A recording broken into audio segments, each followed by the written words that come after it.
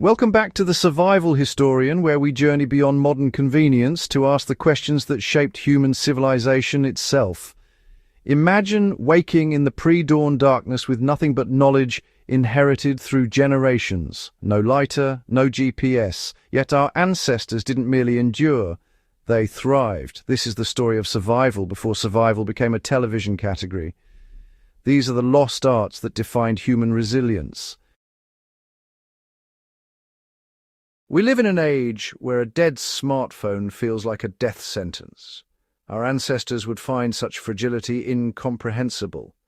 What separated them from extinction was knowledge, layered, tested, and refined across centuries. The dismissal of ancient peoples as merely primitive represents one of history's great intellectual failures. Consider the Nabateans, who built a thriving empire across the Negev desert by mastering water management techniques so advanced that some infrastructure remains functional today. The Romans understood passive thermal design and structural engineering on scales that influenced military doctrine for millennia. These weren't accidents of survival. They were deliberate applications of profound environmental knowledge. In an age of climate volatility and uncertain supply chains, studying how ancient civilizations conquered their challenges isn't indulging nostalgia. It's inheriting a masterclass in adaptability and resourcefulness.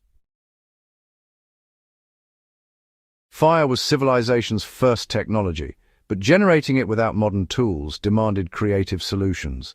While friction methods like the bow drill were reliable, ancient peoples developed alternatives revealing sophisticated understanding of physics.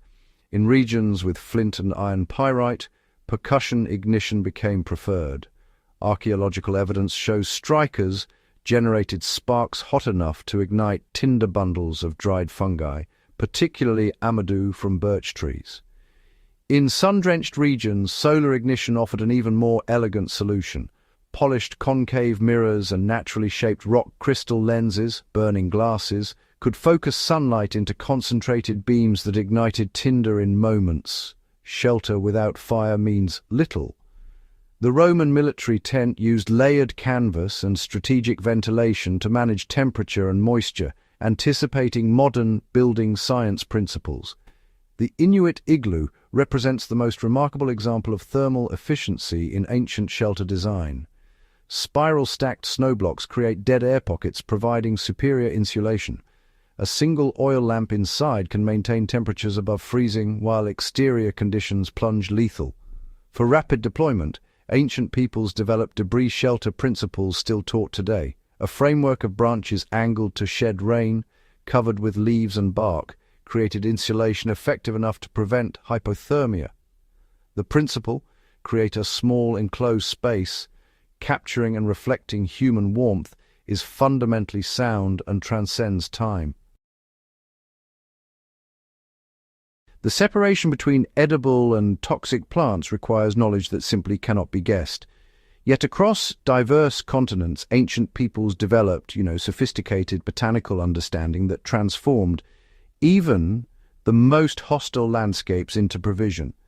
Recognition of indicator plants, species appearing only near water sources, allowed ancient nomads to navigate deserts that killed the ignorant. Certain willow species flourish only where roots reach groundwater. Specific reeds indicate shallow aquifers. Bird flight patterns at dawn and dusk led travelers toward hidden water. An ancient Bedouin nomad, reading these signs, possessed knowledge that, quite frankly, meant survival. Water procurement in arid regions demanded innovation bordering on genius. The Qanat system, developed by Persian engineers and adopted across the Middle East and North Africa, represented perhaps the most sophisticated water management technology before the industrial era. These horizontal tunnels, sometimes stretching miles, intercepted groundwater from mountain aquifers and delivered it downslope to settlements with vertical shafts for maintenance and air circulation. In coastal deserts like the Negev, where annual rainfall measured in millimeters, dew collection became survival science. Ancient Nabateans constructed cisterns with darkened surfaces, maximizing heat absorption and promoting nighttime condensation collection. porous clay vessels captured surprising volumes across seasons. These weren't desperate gambles. They were calculated applications of thermodynamic principles. Smoking meat over controlled fires preserved protein while masking spoilage. Drying fruits and vegetables concentrated calories and extended shelf life for months. Fermentation created conditions where beneficial bacteria inhibited decay, transforming grains and vegetables into preserved provisions. Each method represented generations of accumulated experience distilled into practice. Stone tools achieved sophistication that, honestly, astounds modern specialists. Pressure flaking, carefully applying controlled force to fracture flint into razor-sharp blades, created cutting edges sharper than modern surgical steel. Ancient knappers understood internal crystalline structures intuitively, knowing how force traveled through mineral matrices to produce desired fracture patterns.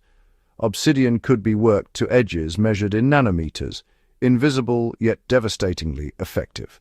Hafting stone tools, securing them to wooden or bone handles using cordage and natural adhesives, represented another sophistication. Ancient peoples understood which plant resins maintained elasticity when hardened, and which materials provided sufficient tension to prevent slippage under stress. Fiber work, creating cordage, nets, and textiles from plant fibers and animal sinew, was as important as fire. Twisted fibers of nettle, flax, and hemp created ropes with tensile strength sufficient to secure shelters and create traps. Hunting technology reflected innovation married with necessity.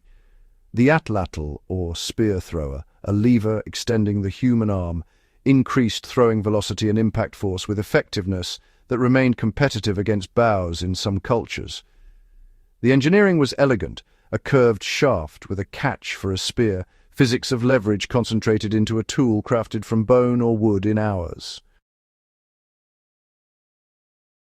Three principles emerged from studying ancient survival. Resourcefulness, the ability to identify utility in immediate materials, appears in every successful survival scenario. The Roman engineer without concrete used available stone. The Inuit without metals worked with bone and ivory. Resourcefulness is the fundamental principle of survival work with what you have. Observation follows as the second pillar. Success required deep knowledge of local ecology. Which plants flowered in spring? Which animals appeared during drought? How did soil change with proximity to water? This wasn't abstract learning.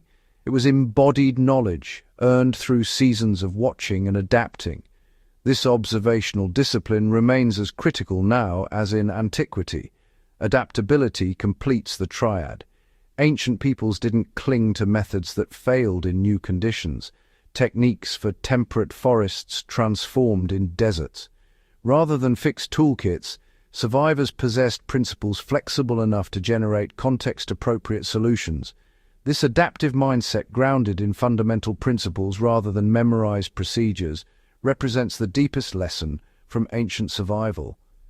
Our technological sophistication has created comfort and fragility.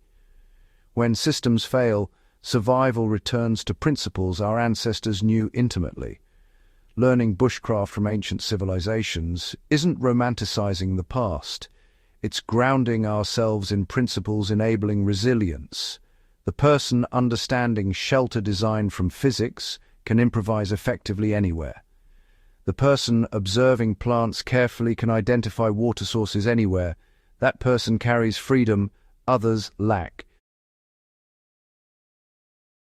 Your journey begins not with grand expeditions, but small experiments. Learn to identify edible plants in your region. Understand how fire spreads. Notice how animals and plants indicate water sources. These aren't abstract historical curiosities. They're practical knowledge sustaining human civilization across millennia. If ancient bushcraft ignited something in you, join us deeper into these stories. Like this video, subscribe to The Survival Historian and hit that notification bell. Share this video with others needing reminding that resilience isn't rare, it's written into our human inheritance.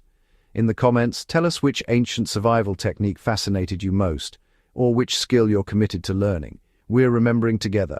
We're the survival historian, and history teaches us to endure. Thank you for joining us.